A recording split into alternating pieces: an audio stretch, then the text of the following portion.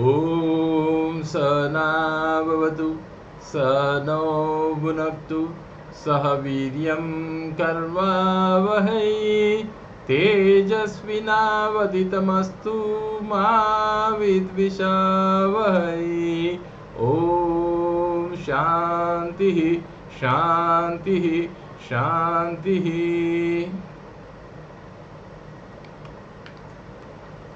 Dear students, today we are going to discuss about deformities and their management. In orthopedics, we often come across the cases of deformities in the limbs. Now, as far as the definition of deformity is concerned, any deviation from the normal anatomy of a bone and joint, we call it as a deformity.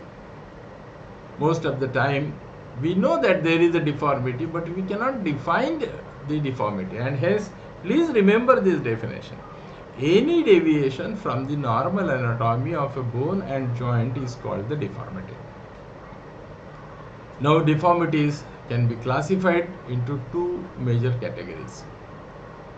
It could be a congenital deformity or it could be an acquired deformity. Now, acquired deformities can further be because of the problems in the bones, joints, or soft tissues. Now, bony deformities may be due to the fractures, variation in the bone growth, and the diseases of the bones. The joint deformities may be due to dislocations, subluxations, or muscle imbalances. It could be because of the muscle tendon contractures, arthritis, poor posture, and of course the idiopathic. Now, deformities due to the soft tissues, they are caused by the contractions of the skin, deep fascia, and muscles. Now, acquired deformities are more commonly encountered than the congenital variety. Now, the congenital deformities are due to some genetic abnormalities or the environmental variations or both. Now, we all know this congenital deformity, CTEV, congenital talipes equinovarus. Now, they may be obvious at birth or may be seen a few years later. Incidence is around 2 to 3%. They may be so severe that child is stillborn or may be so minor that it is not noticeable.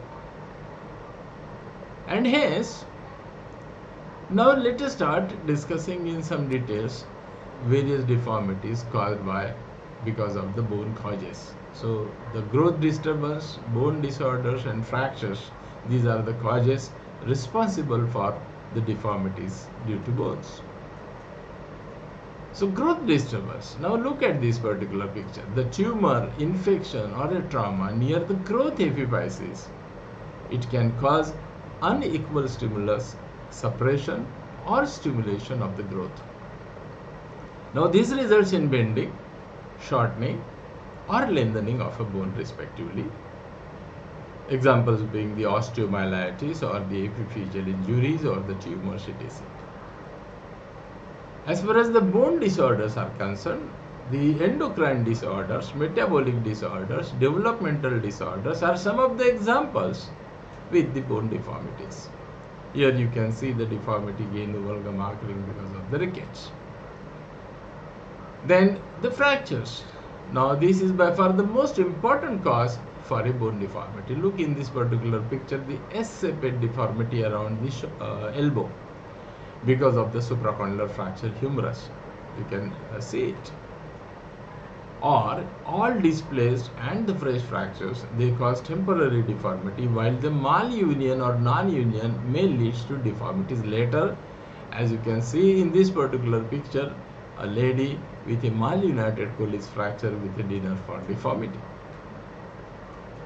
Now the various causes of the acquired deformities because of the joint causes includes dislocation or subluxation, muscle imbalances, tethering muscles, tendons, arthritis, postural, idiopathic.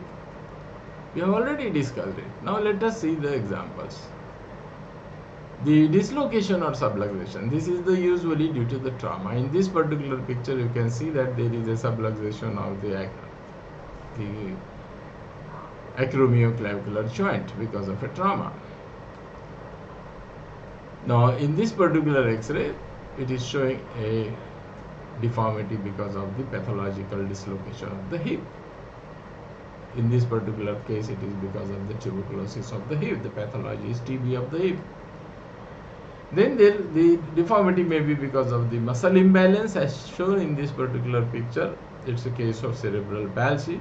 The muscle balancing the joint on either side, if they are either overactive as is shown in this particular picture or underactive as shown in this particular picture, the polio deformity of the joint results.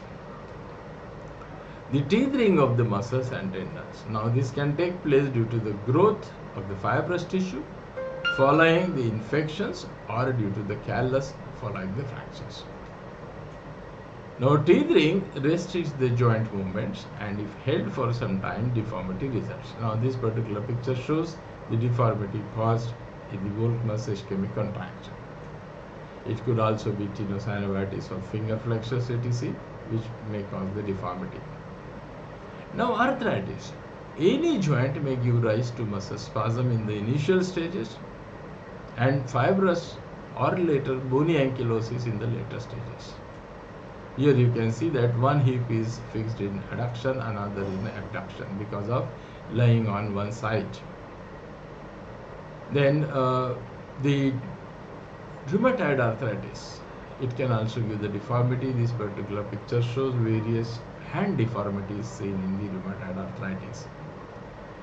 The postural cause, this is due to the improper postural habits like hallux valgus in women due to tight and rigid shoes. Then sometimes the cause is not known, that is why we call it as idiopathic variety. Here there is no apparent cause for the joint deformity. For example, the idiopathic scoliosis as shown in this particular picture. Then soft tissue causes. Soft tissue contractures of the skin and deep fascia other than the muscle contracture can also cause the joint deformities. For example, the Dupuytren's contracture and the post-burn contractures. As far as the treatment part is concerned, treatment can be discussed under two different headings. One is conservative measures and second is surgical measures. In conservative measure, this may include manipulative correction under anesthesia and later retention by splints or cast. In this particular picture, the surgeon is trying to mobilize the stiff knee left side. The gradual correction by the traction or the splints. Now the first picture you can see how do we use the Ponseti technique to correct the deformity of CTEV. Or it could be in the second picture the turnbuckle splint for the correction of the scoliosis.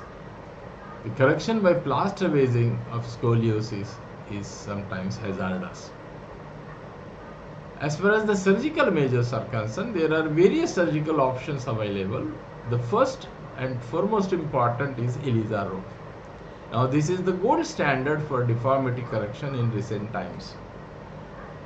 Then there could be soft tissue release by the surgical methods. For example, Turco's PMSTR, posteromedial soft tissue release, recommended for CTEV, shown in this particular picture. Then tenolysis or tendon lengthening or tendon transfers are successfully employed in the polio, cerebral palsy, etc. This picture shows how the Z-plasty of the contracted tendon is being done to relieve the equinus deformity of the foot. Then arthroplasty can be crude as a Solves procedure, particularly in case of the girdlestone excision in the TB hip, or it could be sophisticated as in the total hip replacement or a total knee replacement, either in osteoarthritis or the rheumatoid arthritis or some other disorder. Now you can see in this particular case, it is a case of bilateral rheumatoid arthritis of the hip, more on the left side, which has been treated by the total hip replacement. Then the corrective osteotomy. This is a simple but very effective procedure to correct the joint deformities. As you can see in this particular picture, the girl is having a cubitus varus deformity which has been corrected by the supracondylar osteotomy. And we all know the French osteotomy in cubitus varus deformity as shown in this particular picture. Then arthrodesis, the fusion of the joint in a functional position in a badly damaged joint, particularly in case of the TB knee or the rheumatoid arthritis. And whenever there is a deformity because of the epiphyseal growth problem or injuries, epiphyseal injuries, so when the potential for growth is still left, the stapling of the epiphysis can be attempted on one side to correct the bending deformity.